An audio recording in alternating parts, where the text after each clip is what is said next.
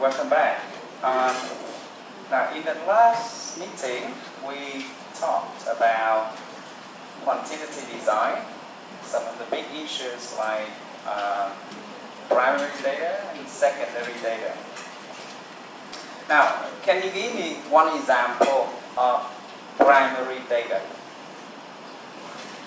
Yeah, give me an example of primary data. What? Yeah, interviews, surveys, questionnaires, because those are the things that help you to generate first-hand data. Now, give me one or two examples of secondary data. Journals, books, websites, okay, statistics from the government, all those things, test scores from the department.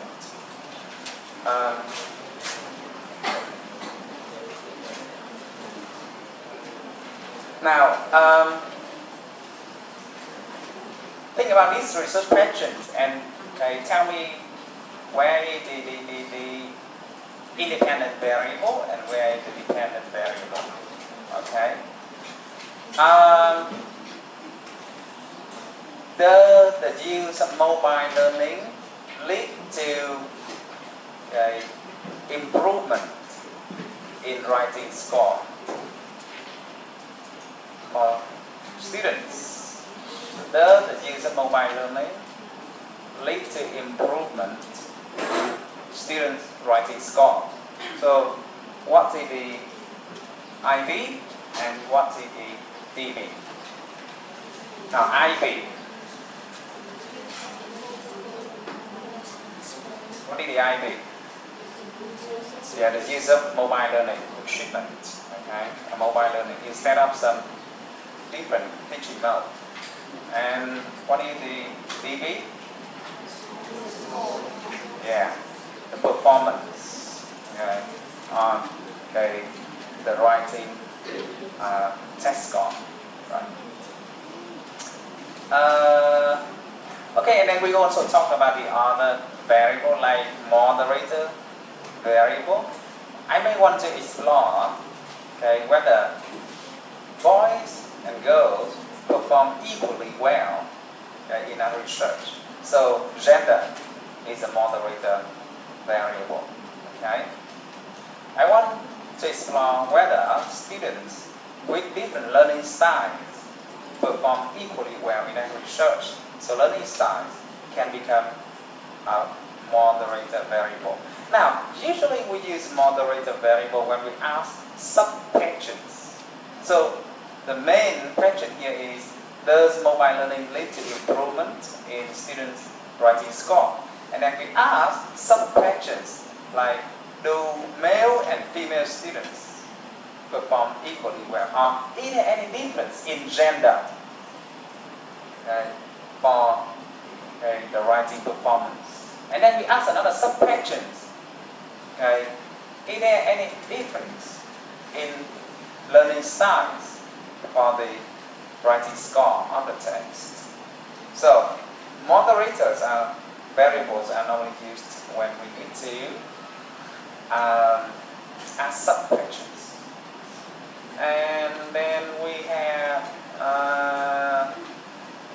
the extraneous variable. Those are the kind of variable that we need to control to make our research valid. Remember the example I told you last time about the plants that we grow in different conditions? We need to control the different conditions. Right, so after the discussion of variable, we talked about the measurement scale. Okay. Now give me an example of intervals scale. Give me an example of interval scale.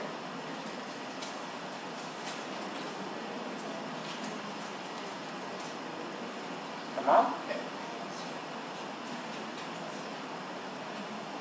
needs to come from your mind, come from your understanding. Is IELTS test score an interval scale? Yes. So give me some similar example. You have temperature. Give me some examples of ratio scale.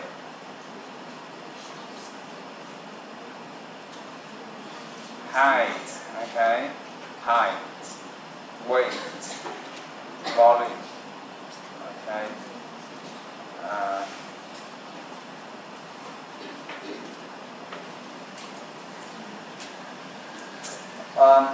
We also talked about probability and non-probability sampling.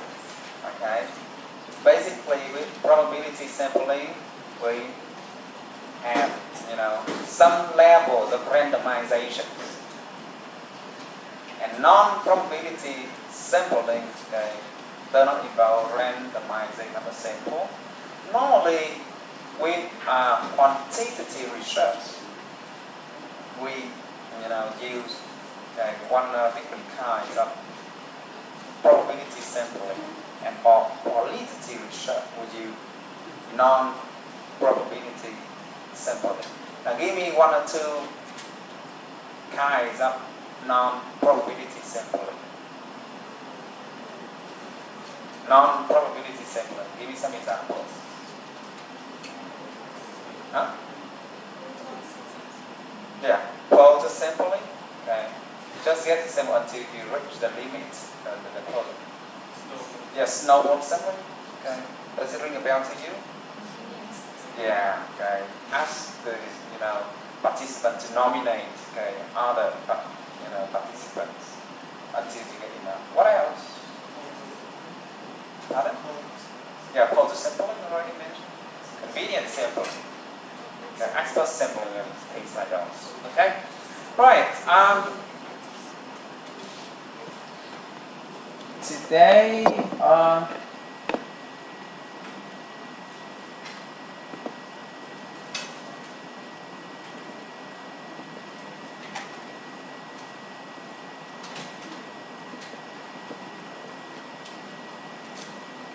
we keep going with that. And I have an important meeting at 10, so I stop lecturing at around 10, and we have half an hour here practicing things that we have learned. Right, so there's a few things about writing questionnaires that we need to discuss.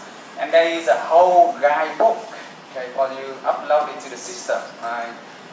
Guidelines for questionnaire. So there are lots of tips. So basically, I think the best way to learn to do something is to make the first steps, and then make some errors, and then learn from those errors, learn from those mistakes. That's the best way to learn. So you cannot expect, to become a good researcher by reading these theories and by taking classes. You need to do some researches. You need to make some mistakes. You need to get criticism from other people and learn gradually. Okay? So making mistakes is very important. Similarly, for making a questionnaire out writing survey questions, it's very hard to write perfect survey questions. It's easy to write questions, but it's very hard to write good questions. But there's a few things that we can learn from. Now, don't write question that extend 3 or 4 lines. Like instead of a question, you have a paragraph. Okay, because probably people will not want to read the whole thing. So try to make it short and simple. Do not write unclear, ambiguous questions. Do not write negative questions, like don't you think that? Okay? Do you think that? Okay? Or in your opinion, what? Blah blah blah. Okay? Don't write incomplete questions. Don't write overlapping choices in questions. For example, how many years have you learned English? 1 to 5, and then 5 to 10, and 10 to 15. So if I have learned English for 10 years, do I take number 2 or number 3? Okay, that's overlapping choices. Well, there are lots of examples in the guidebook that you can look at and learn from. And don't write questions across 2 pages because then people have to turn from one page to the other, and they may miss the whole point of the questions.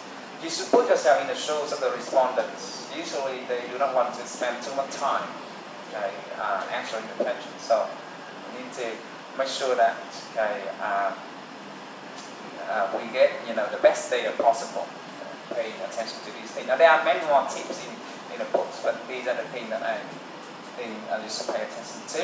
Don't write double barrel questions like, in your opinion, what is the best color for our uniform, and when should we wear the uniform? ABC. So that's double barrel. You try to ask 2 things in one question. Because later on, it will be very hard for you to extract data, analyze, and make any sensible conclusions. Don't write loaded questions. I mean, questions with a lot of ideas, lots of phrases, lots of clauses. Loaded questions. Question that try to get too much. Break that down into different smaller ones. Don't write leading questions. Don't write press the question. Leading and press the question are kinds of questions that try to, by strategy, lead other people. Like President Ho Chi Minh says that, blah blah blah blah. What do you think? that's a prestige question, because it is hard for other people. When you try to quote someone who is very well known, very prestigious, and ask for their opinions. Don't write embarrassing questions that they do not want to ask. Like, how much money do you earn every month? People may try to repeat to answer that question.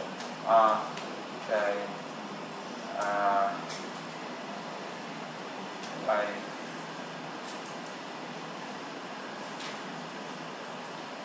things about religions, things about personal things. Don't write biased questions. Do you think this is a good idea to wear áo gai?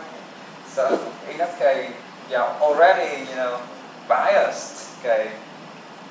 You are trying to sway the respondent to wearing áo gai by using that phrase. Is it a good idea? Do you think that is a good idea? Try to be neutral. What is your opinion about? Okay, so there's a lot of things here, and I think you should try to read the examples. These are just some of the tips. And so when we read your thesis, graduation thesis, or your master thesis, usually we will turn to the back of the thesis, look at the questionnaire that you designed, and see if you make any of these mistakes. And then if you have, we have jobs to do. That you should improve this, that.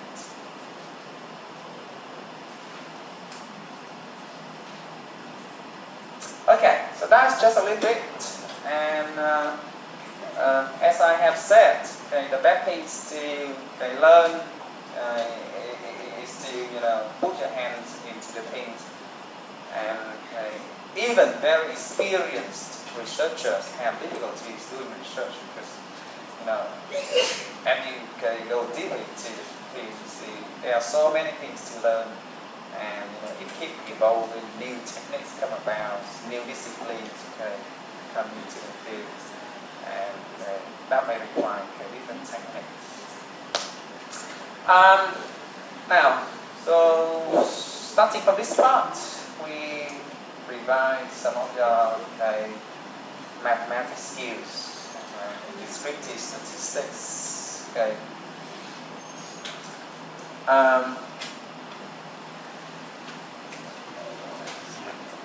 basic. Usually when we collect quantitative data, we need to first present a table of frequencies. I guarantee that you have seen lots of frequency tables in journal. And what do you see in the table of frequency?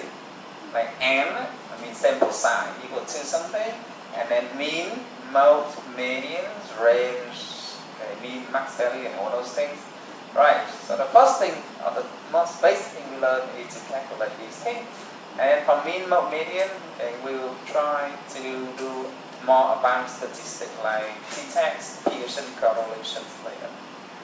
So to measure the central tendency, we have mean, mode, median. So the mean, mode, median are used to give the audience a picture of how central, how much does the data you collect converge to the center, the central point.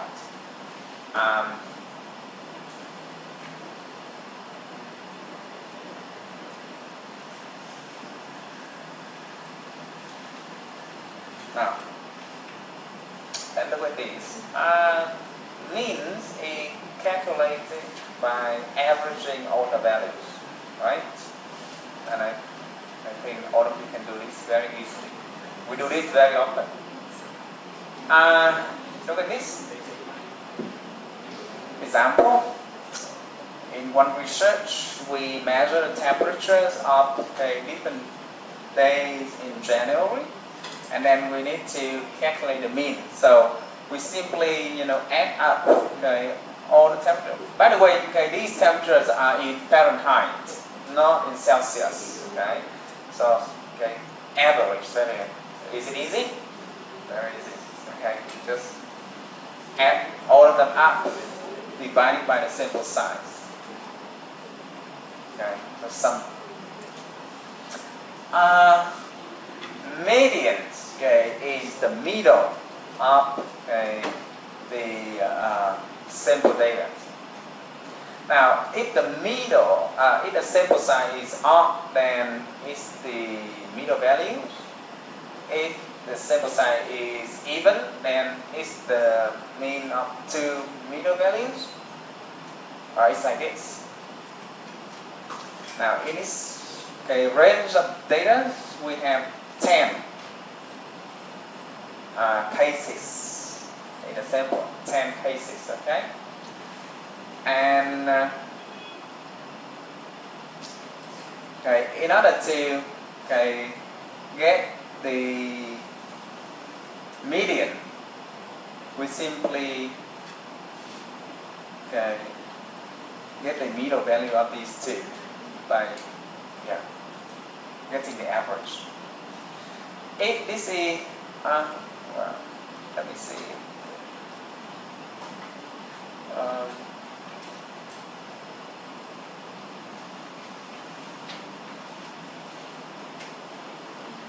Let's say I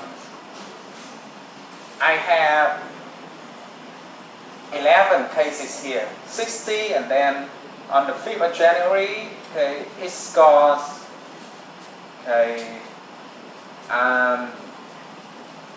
it scores 61. So what is the median value in this case? Yeah, in this case it should be 1, 2, 3, 4, 5. 1, 2, 3, 4, 5, the one is 43. Okay? So in order to get a median value, first step is to sort out all the cases from minimum to the maximum value. Okay, and then we get the one in the middle. For the odd number of cases, that's easy. Right? For even number of cases, you need to do some averaging in the middle. So by getting the medians, and then you know whether the mean value is here or here. Okay, whether most of the students, the average score in the in the class of the students, whether it is equally distributed or not. Mode values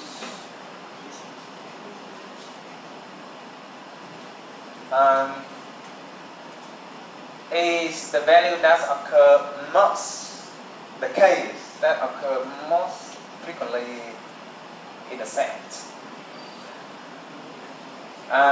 So if I look at this range data, we see we have two cases that are the same. So in this case,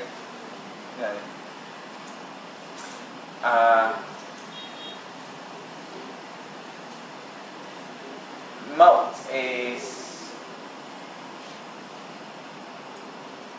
number one, and it gave us a better picture of how equally distributed. Well, that's the concept that we use very frequently. How equally distributed the data set is. So suppose you have a class in which the average score of two classes, roughly the same. One is about 50 out of 100, and the other is about 52 out of 100. Now, if you merely look at the mean value, you might tell that, well, the two classes are pretty much the same. But actually, in one class, there may be 10 students scoring 100. Okay? And then 10 students, scoring only 1 or 2. And while in the other class, most of them scores around, 40 to 60. Now, in this case, the nature of the data sets are very different. Okay? Because later on, when we compare data sets, we need to prove that they are similarly distributed. Otherwise, it does not make sense to have a class in which you have a lot of bright students and a lot of weak students. Okay, and then you compare with another class in which all of the students are somewhere in the middle of the range. It's very hard for you to make comparisons, or to do an experiment on those two classes. You see the point of doing mean, not median? Okay. What do you call this in Vietnamese? Have you ever learned these things? No? Mean, trung bình, mode, yếu vị, median, trung vị. Okay. If that doesn't sound familiar to you, then forget it. Okay. Anyway, we read using English more often, but just you read books in Vietnamese. By the way, I strongly encourage you to go out into the bookstore and buy a very good textbook from a statistician in University of Economics, Professor Hoàng Trọng, nghiên cứu thống kê, nghiên cứu xác suất thống kê. Okay. It explains lots of things in details in Vietnamese, of course. But it also helps you to learn a lot about statistics, about mathematics. Well, it's big like this, but lots of good stuff for you. Of course, it has lots of mathematics there, but we do not care about that. We only need to understand, why does this make sense? All right. So mean, mode, median, just that. Now, so these are the two. Value that are exactly the same. I mean, this value occur most frequently in a data set. So we have a mode. it is possible for us to have 2 modes or even 3 modes or even more. Okay? So let's say if in a set I have 32, 32, and then I have another 52 here, then I have 2 modes in the data set. And we call this bimodal data set. Okay? In this case, we have 2 modes, 32 and 52, even add another 52 here. Okay? So in a data set, let me say this again, there only one mean, one median, but there can be several modes. Okay, but that's rare, but it's possible to have several modes.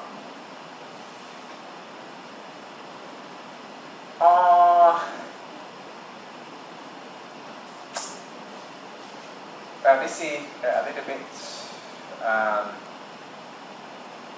confusing, but you need to relate this to interval audio data that we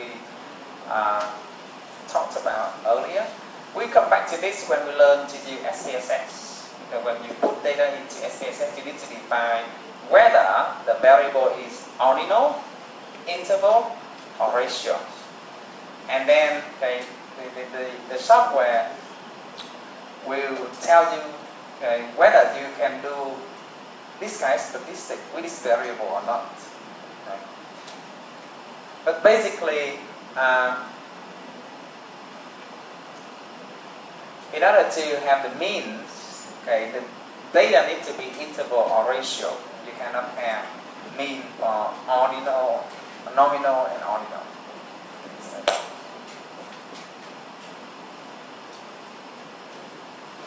Mode can be used with all 4 different kinds of data.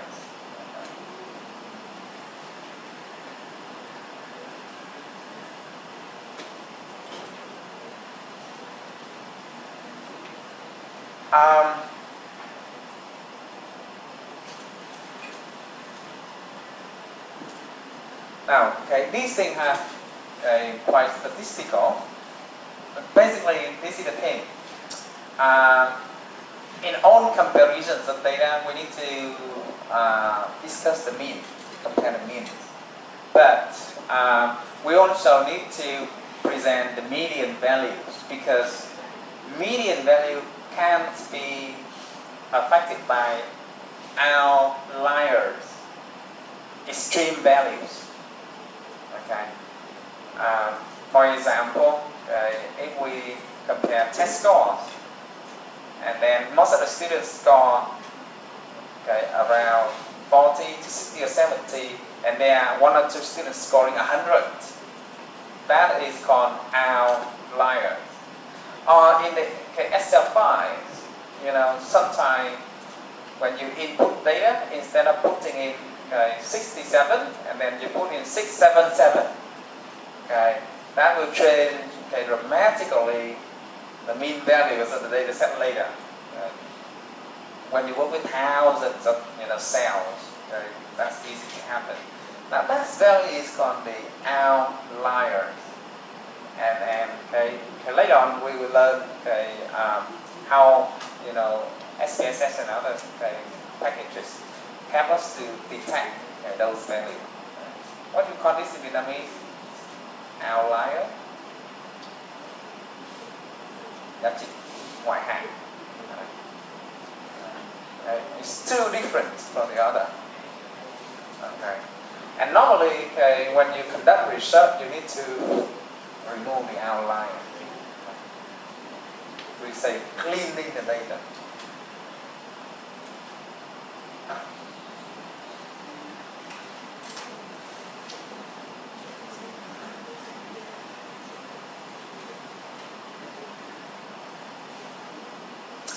And the median can better show us whether the data set is is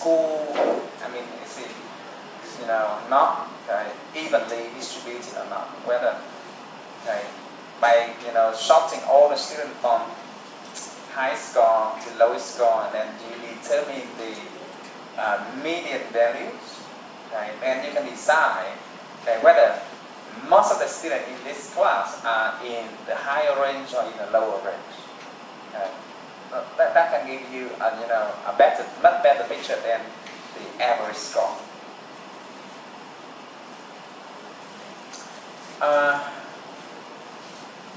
Okay, so this is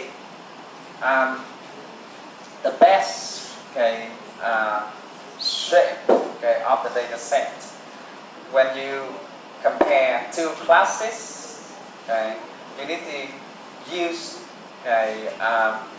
this chart to show the readers that the data sets are equally distributed. And how do we get this chart? Well, later on we will learn to make table of frequencies and drawing charts. Well, let's forget these things. It's too much for now. So we have talked about mean, mode, median, and they are called measures of central tendency. Help you to see how data converge together, how much they converge. There are other measures called variations. This time we see how spread out the data are. See how spread out from the central point. So we have range, we give the difference between mean and maximum value, the variance and the standard deviations. Interquartile ranging, not very often mentioned in the research that we conduct, but we use it to make some other calculations. Range,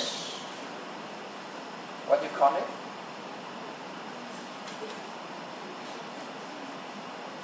Well, it's the difference between the maximum value and the minimum value. Just forget.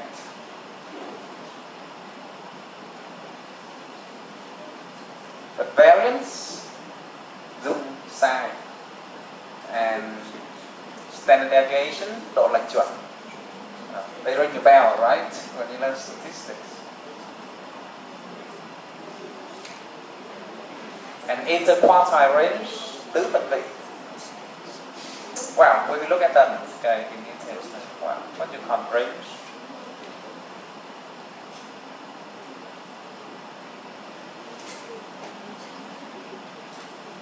Right. So range is simply the difference between the maximum and the minimum values. In this data set, the range is 28. Quảng Biến Thiên.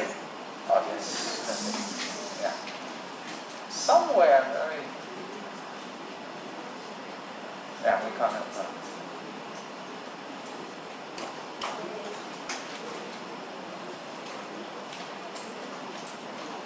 And variance, okay, it's harder now. Is calculated using this formula.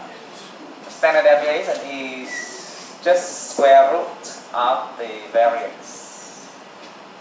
So don't look at the formula, look at this example to see how we calculate the variance. Now, first, we need to calculate the mean, and then we calculate the difference between each case and the mean, Then we square all the differences, square each case. Now we sum all of those up, sum all of those square differences, divided by n minus 1, and voila, you have variance. Just that. And standard deviation, square root. That easy? Don't know until we try. A little explanation before we Okay, practice.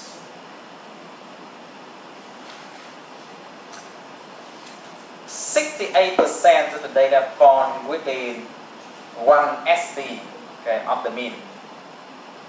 Okay, so if the mean score of the writing class is 71, and then the standard deviation is 10, then I can tell that 2/3 of the students in this class score between 61 and 81. Okay, that's how we read the data. Does that make sense to you? Okay. You're staring at me. Okay. If the average score, okay, of the midterm test is 5, okay, of all 50 students, okay, the average score is 5, and then the standard deviation is 1.5, then 2/3, I mean a lot of the students, okay, in the class score somewhere between 3.5 to 6.5. Okay, 3.5 to 6.5. So most of the students are in that range. 95% of the data will fall between 2 standard deviations. So nearly all of you will score somewhere between 2 and 8. Okay? Taking that example.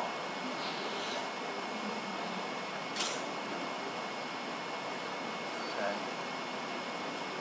This is new for you guys, so if you find hard now, it's okay.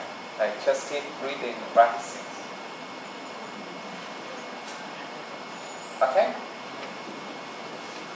So I see how we calculate the square deviation and how we supposed to find 2 square deviation for one set of data. Oh, sorry, I haven't got the question. Or you just make a comment? How are we going to find 2 standard deviation? Because you said if set of data is symmetrical, then Okay, first question, how do we find SD? I see how you calculate SD. Okay, yeah. And how do we find 2 SD? Okay. Okay. How do you find 2 SD? Okay, thank you. It's easy. You just ask what, you know. So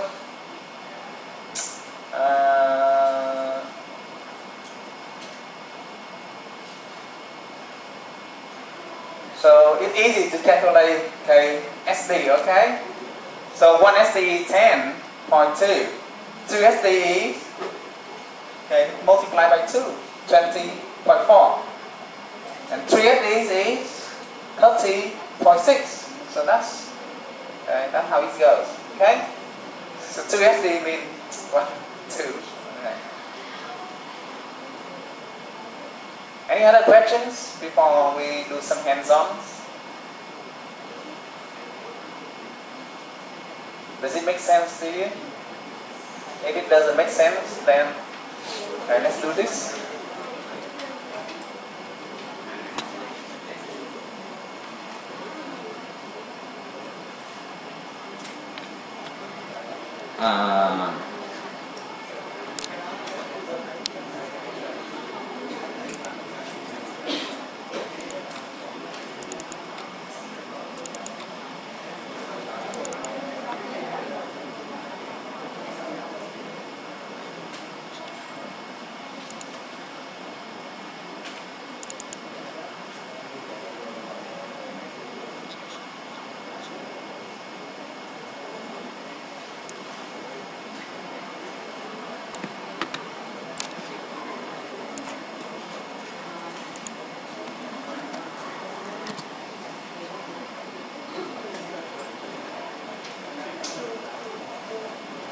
Okay, please go to wb1.point.net.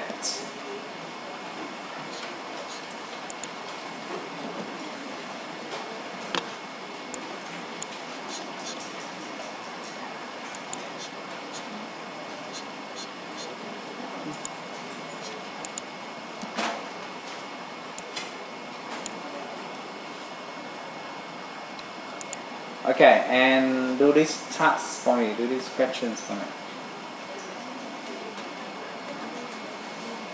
Okay.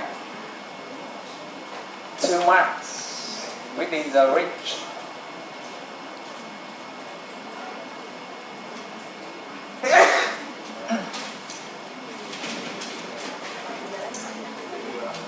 Remember, in the exam room, you are not allowed to use your smartphone.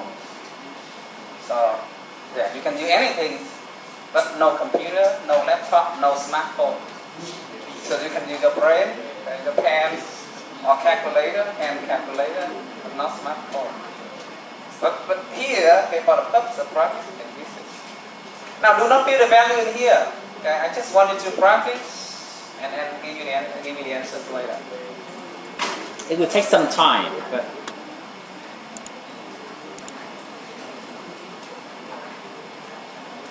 okay. This is an example for you to look at.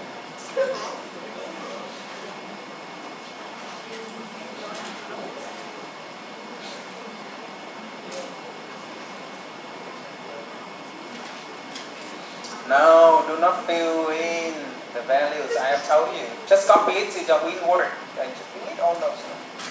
Do not make other people confused. Okay? Don't fill it. You can copy it to your own word bank. And using Excel, you're cheating.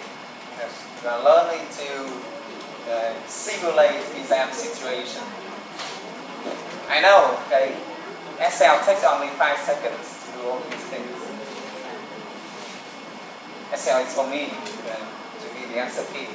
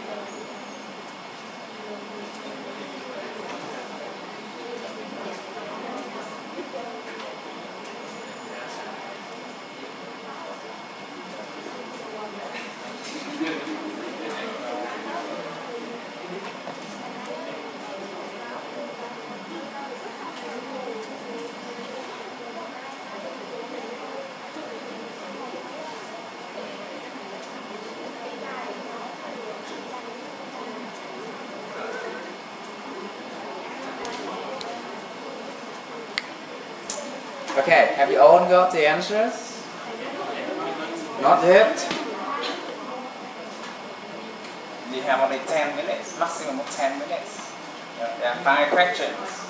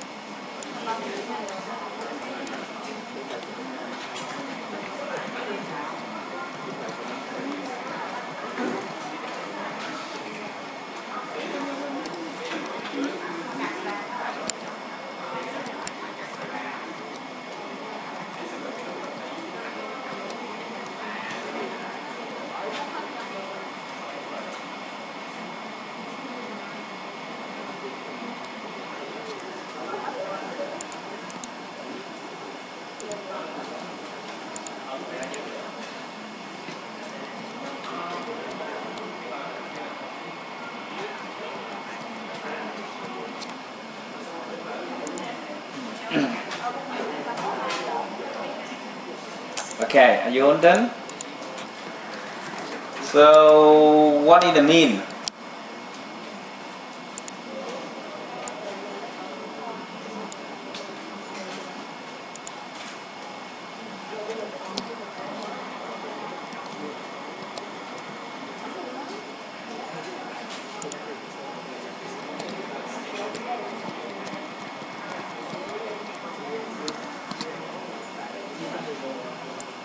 Okay, this is the mean, right?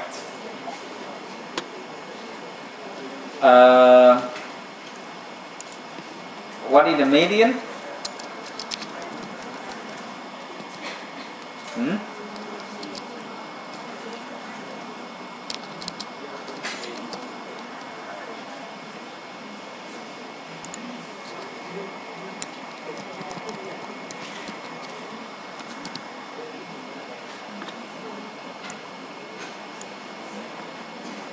Let's see. What is the mode? Huh?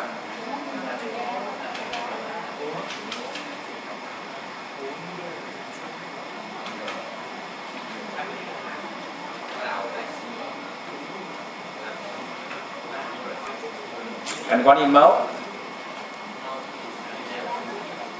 Yeah, we have three occurrences of 11. Variance.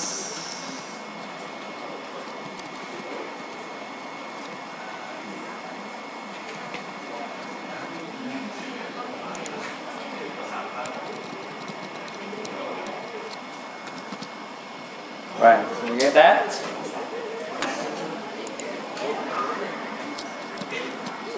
And SD.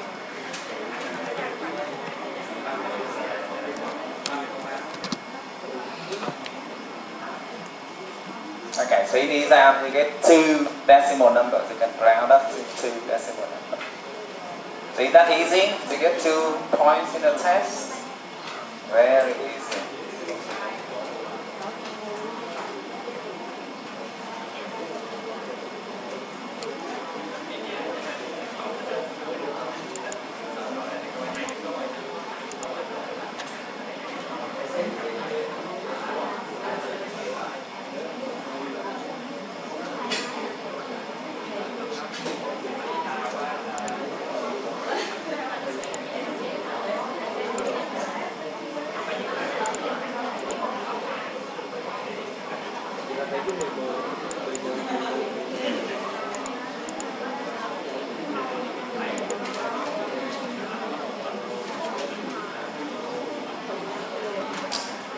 Okay, so let's come back. Come back. I give you more practice later. Now these are the different kinds of quantitative designs that you may see when you work with research. We have pre-experimental designs. Why do they get the name pre-experimental? Experimental means what you call it in Vietnamese? Experimental research, nghiên cứu thực nghiệm. You need to carry out an experiment. Okay, so pre-experimental design are usually used before you actually do the experiment. it helps you to see whether you can do an experiment or not.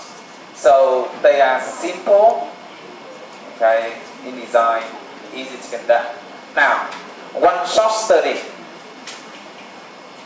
It's like this. I take this class, and then next week I use Facebook to teach you writing, and then 2 weeks after that I give you a test, and the test score seems very high, so I say, okay, it may be because of it's because of the Facebook. That's the one short study. You give a shot, and then you get the data. And you see, it's very hard to make any conclusion with one short study. But anyway, you can use one short study to decide whether the student like it, what kinds of problem I may have. Can I collect data this way? Things like that. Now, one group pre-test, post-test is like two short study. This is week number 5. I give you a lesson in which I use Facebook, and then before I give you the Facebook based lessons, I take writing test, give you a writing test, and then for the next 5 weeks, every week I use Facebook to teach. After 5 weeks, I give you another test at the same level, and then I compare the test score before using Facebook and after using Facebook. If the average score is higher, significantly higher, I say, well, that's probably, is it likely that it's because of the new teaching methods of using Facebook?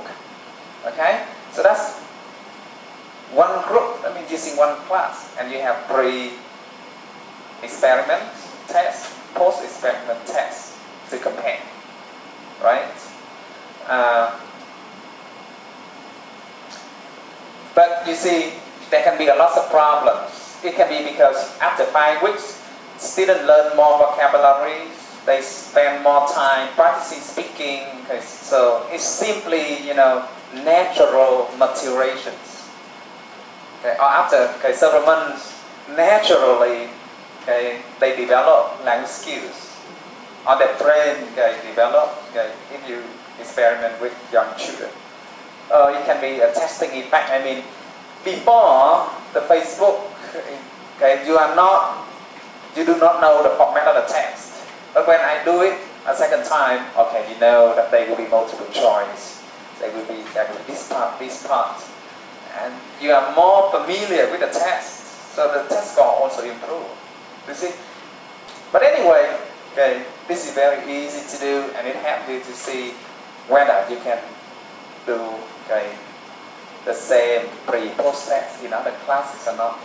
So that's why they are called pre. Static group comparisons.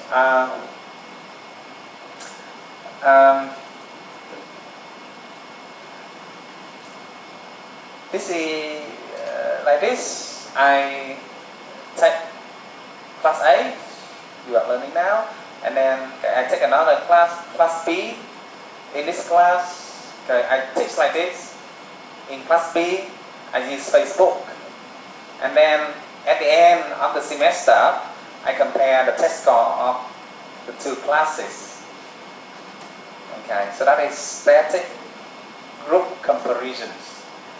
Static here, we do not make any controls on the two classes. And you see, the problem is that right at the beginning, you are better than the other classes, or the other classes are better than you, things like that.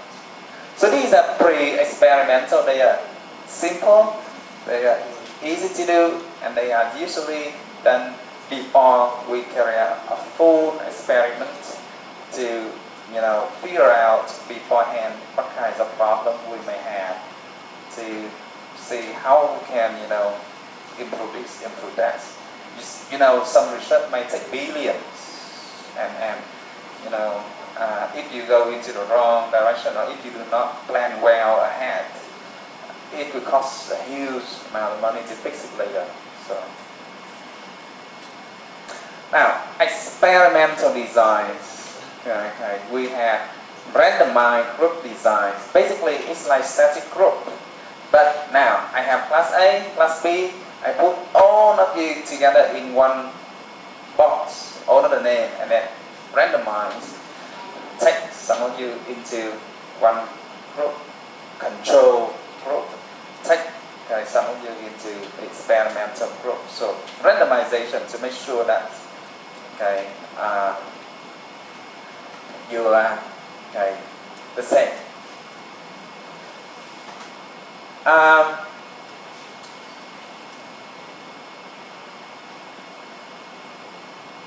Pre-test, post-test, randomized group design. It's line number 4, but we add one more step. So I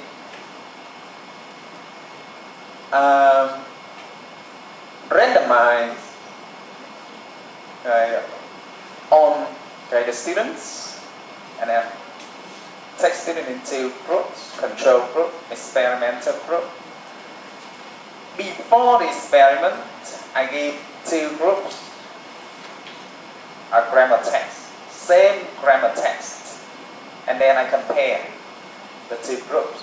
I say, okay, at the beginning, the 2 groups are randomized and the grammar score is the same. So they are virtually the same. Okay. And then after 3 months of using Facebook with the experimental class, I give the 2 classes another test. The 2 classes do the same test. And then I compare the score, the post scores of the 2 classes. If the Facebook class score better than the control class, I say, well, I can safely say, well, it's because of Facebook, using Facebook. If you say that it's because there are good students in this group or this group, no, I randomize. Okay, so and I also check, a large sample, 40 students in groups. So if there is any threats, then the threats are distributed split into 2 groups already, randomly. I mean randomly, in both groups there will be strong student, weak student, there will be student with extrovert learning style, and there will be student with introvert learning styles, things like that. Now if you are more careful, you can go deeper and try to control that, but usually this is enough. So this design is useful if we're interested in the amount of trends and the results of treatment. And Solomon for group design is, instead of using 2 classes, I use 4 classes and compare cross cases. This is very complicated, and I do not see this design used in all of the master theses that I have supervised and evaluated so far. It requires you to have 4 classes, and they need to be the same, and very complicated in design. But in some research, people may use this. We do not discuss this much because we do not use often. Now, this one is good, but what is the problem? What is the problem? Well, in education and in language teaching, we work with humans, we work with students. And you cannot just come to the head of school and say, I'm going to do a research and I want to randomize all the students. Could you help me? The answer will be surely no. Okay? They are not, they are not mice for you to experiment. Okay? You can randomize them. and that will put a school into a chaos. See, if you do it with plants, with animals, and okay, if you do it okay, with patients in hospital, that's okay. But in schools, we cannot randomize students. That is not possible anywhere. It's very hard. Okay? Or if it is possible, it's very costly. It needs a lot of support from the administration. So people come up with crazy experimental. Okay, yeah. Crazy, experimental. Okay. It nearly experimental. Okay. Time series designs. Okay. So in time series design, okay, I take only one class in this class, and I teach you not one semester, but 3 or 4 or 5 semester. So this semester, I use Facebook. Okay, I teach writing. Next semester, I teach you writing again. I do not use Facebook. See, if your score, go lower, and then the 3rd semester, I use Facebook again. And then the 4th semester, I stop using Facebook. The 5th semester, I use Facebook again. And then I see whether there are differences in the semesters in which you learn with Facebook. Okay? So that's time series design. Compare changes over time.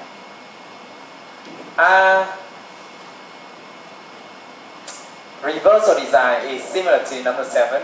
Okay? But there will be treatment and then withdrawal and then treatment. I mean, we repeat it alternately several times. This one is put in red. Why? This one is the one that we love to use, and this is our favorite. And if you read graduation essays from the department, and most of the master thesis around in Ho Chi Minh City, most of them use this design. We call it non-equivalent control groups. Basically, it's similar to number 5. So, but we do not randomize. That's all. Okay. So we take 2 classes, and we also do pre-test. And you need to prove that the pre-test show that the students are equal. Okay.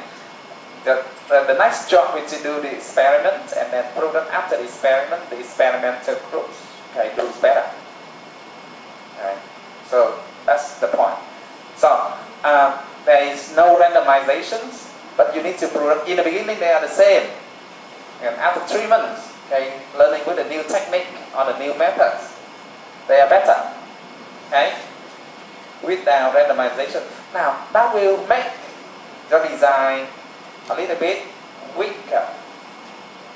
So, people will tend to make up for the weakness by adding qualitative data.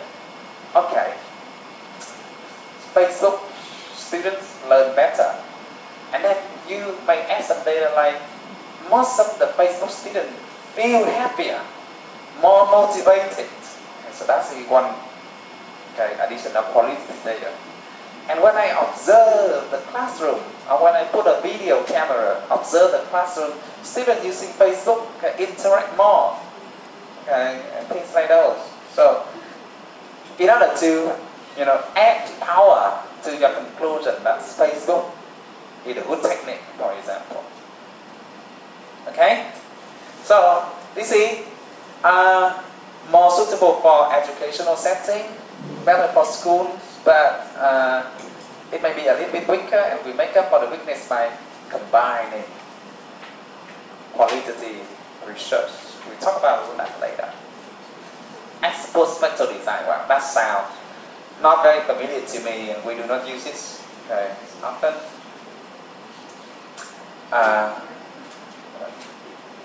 You can read more in the material posted if you're interested.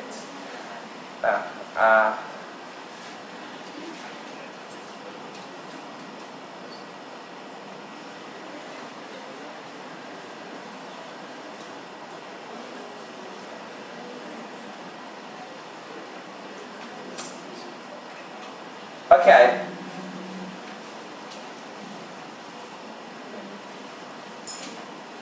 So of these 10 designs, they are divided into pre-experimental, experimental, and quasi-experimental.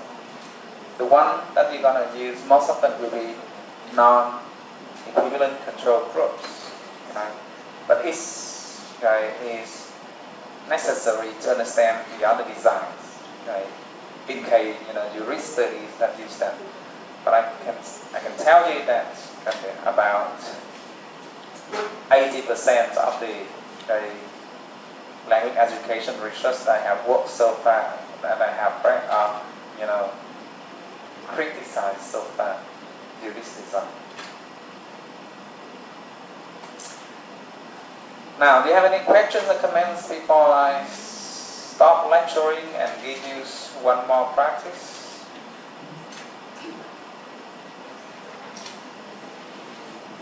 Okay.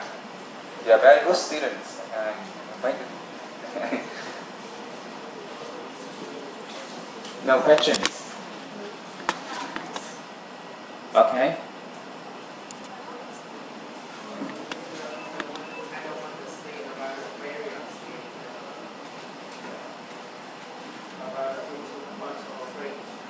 Okay.